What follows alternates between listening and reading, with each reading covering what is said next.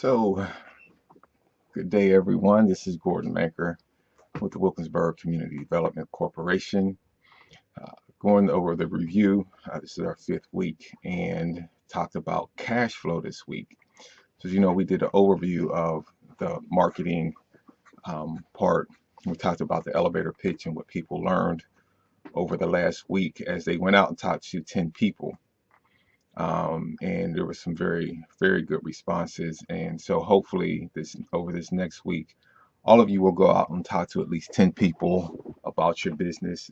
Give them the elevator pitch in the best way you can and see their response and how you have to tweak it, what you need to say differently as you go through the process. So this is very important. Again, the only way you're going to really get out there and do this is you got to just do it. And you will start to see as you do this that even your mindset will change, that you'll want to go out and do more because people are going to be asking you now. People are going to be invested in seeing you become successful in your business. So it's going to make you go out there and do some things. So very important. And so we'll go over that next week also for the ones who have done their 10, or how many ever you've done. Do more than 10 if you're really serious about getting people to understand in a very concise and succinct way. So then we went into the cash flow and talked about, the reason for cash flow, right? The cash flow is the lifeblood of your business. It's the fuel that powers your business. So you really have to understand the numbers of your business if you want to grow, or even to start, or if you're going to talk to someone about your business. The first thing they're going to ask is, what are the numbers? Show me the numbers. What's your break-even point? How are you going to make this happen? How many do you have to make a profit so that I can get my money back? So from a banking point of view, that's their whole essence, right? They don't want to see you fail, and they don't want to fail in giving you money. So if they don't see the numbers working out, they're going to ask the questions. And most bankers have gone and seen a lot of different business. They probably know your industry in some way or another. So there are questions that they're going to ask that they ask everybody who comes in and see them about your industry. So begin to think about that from a banker or from a financial point of view, or even me, if you're going to sit down with a consultant and ask, the first thing I'm going to do is ask, what are your numbers? What are you trying to accomplish? How much money do you want to make?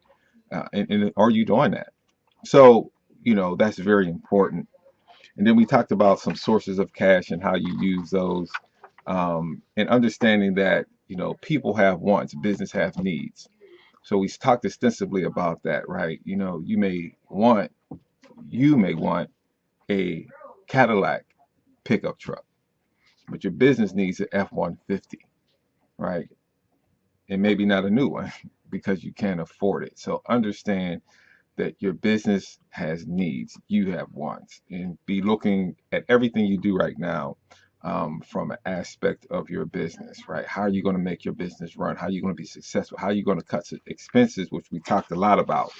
And we looked at a couple cash flow projections at the coffee shop, and really looking at how you do that over time. And it is in your book, so make sure you look in your books and jump into that. So next week, if you have any questions, we can go over them.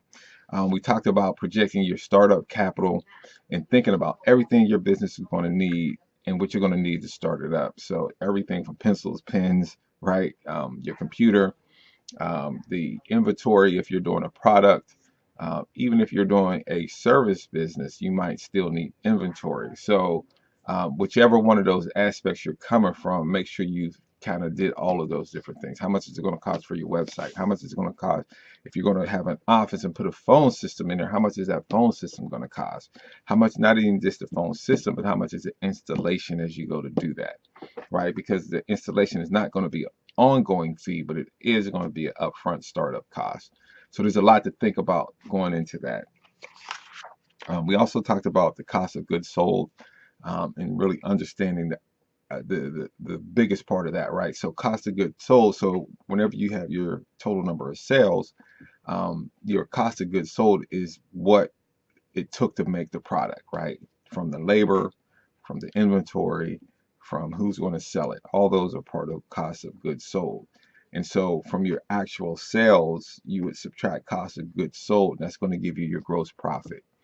Once you have your gross profit, then you can think about what your other expenses are, right? The expenses that come along whether if you sell a product or not, which is your rent or your lease, understanding your utilities, your secretary, she is not or he is not a part of cost of goods sold because you don't need one of those. They have no direct energy in putting the product or service out. Necessary function, but not a cost of goods sold.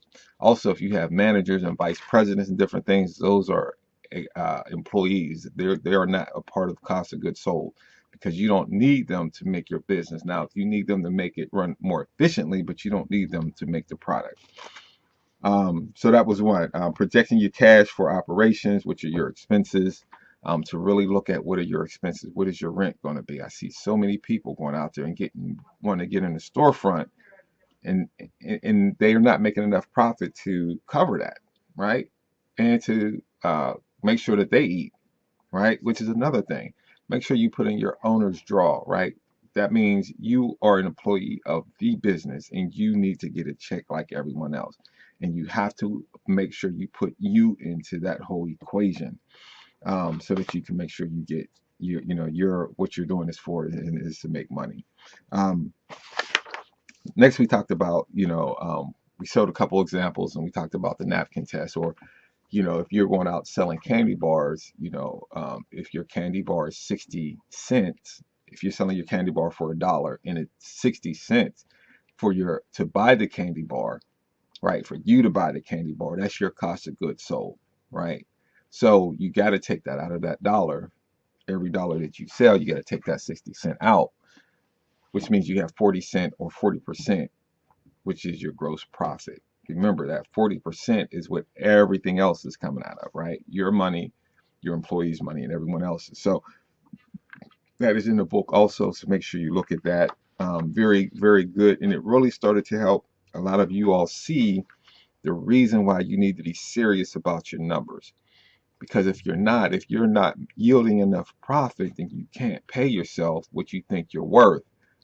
And if you can't do that, why are you in the business, right? You might as well go out and get a job because it's going to be easier and you don't have as many headaches. So think about that, and it really brought to light of, to sit down and get those numbers, because if it doesn't work, then maybe you don't need to be in this business right now.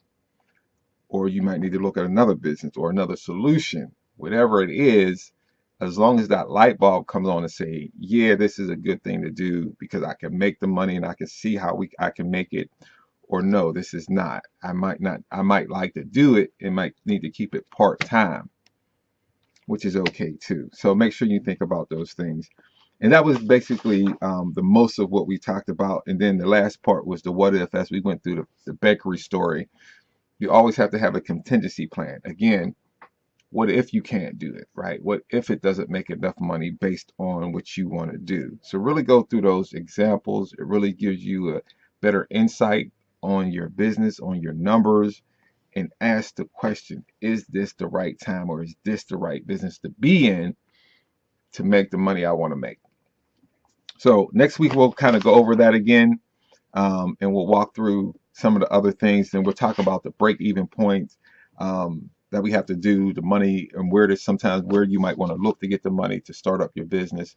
All those are very important parts of this. So with that being said, I look forward to seeing everyone next week.